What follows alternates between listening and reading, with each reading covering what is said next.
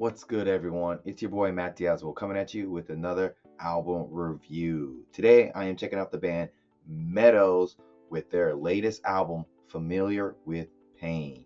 So, if you're unfamiliar with the band Meadows, they are a Christian metalcore, not metalcore, but melodic hardcore band based out of Birmingham, Alabama. And this is their sophomore release that was released on Facedown Records, if I'm correct.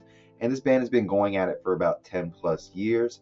And I'm going to be a little bit more trying to be careful with my wording and just be respectful of this band at this time, because before I got a chance to fully make this recording, this band suffered a tragedy where their bass player Brandon passed away, and I was in the process of making my review, like the full-on video for this when that happened, and I felt like that just wasn't good timing, and I feel like enough time has passed to where I think I could talk about this and the good, the bad parts, and not hurt the band's feelings so early on after that tragedy. So rest in peace to their bass player, Brandon. And as I was researching this album, what I came across is that this album is kind of a concept album where they are talking about the flogging of Christ on Good Friday. As I've stated before, this is a Christian band, and they are not scared to wear their beliefs on their sleeves, as you would say. And yeah, it's a very interesting concept of taking this story from the Bible and putting into a melodic hardcore format. Meadows is definitely trying to get familiar with pain, as this album is like an open love letter to, pain, redemption, and just overall the love of Jesus with their music here. I will say that the message on this album is definitely very strong and very prominent, and overall that's not like the negative thing I want to talk about it.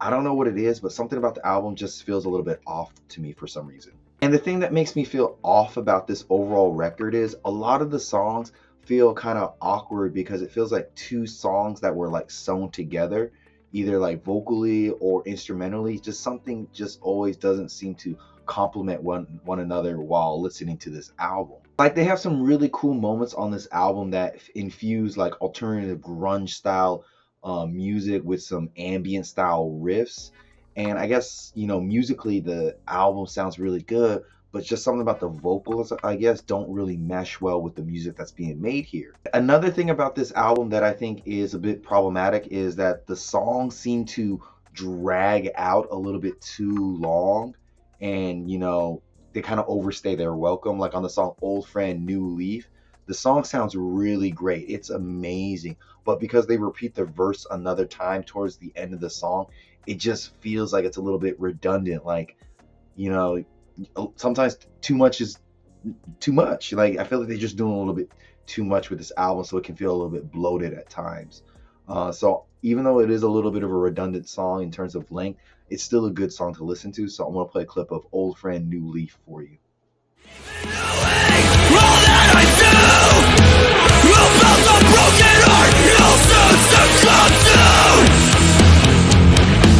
This is the place that I choose to be, surrounded by my friends. I guess those low chugging guitars and it just makes it feel like it's dragging a little bit, but there are some really cool elements there. I think a good example of like the mass potential this band has is on the song Barbarossa's Silence of Innocence. The song is short and sweet and just plays really well into their style and their overall feel. A lot of their shortened songs here just play out really well, and this song in particular has a lot of variation to it and just really like fine tunes their sound and just gets everything right.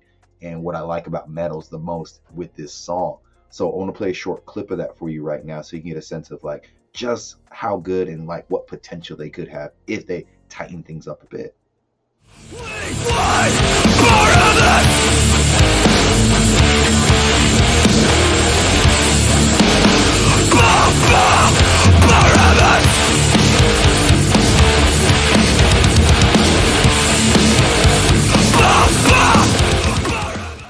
It's well paced and just sounds great.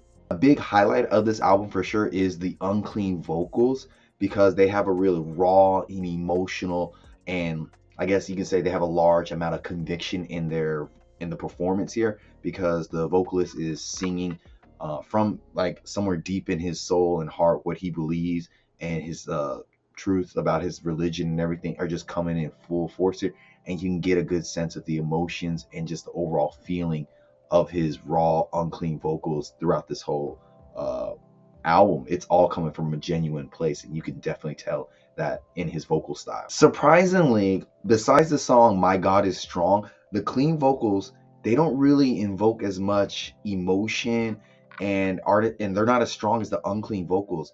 It feels like, you know, he needs some more practice with the clean vocals because they don't carry as much weight and as much power as the unclean vocals.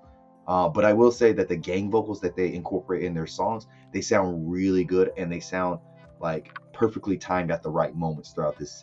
The riffs on this album are quite interesting because they range from like cool grunge, ambient style hardcore music to like more gospel worship guitars.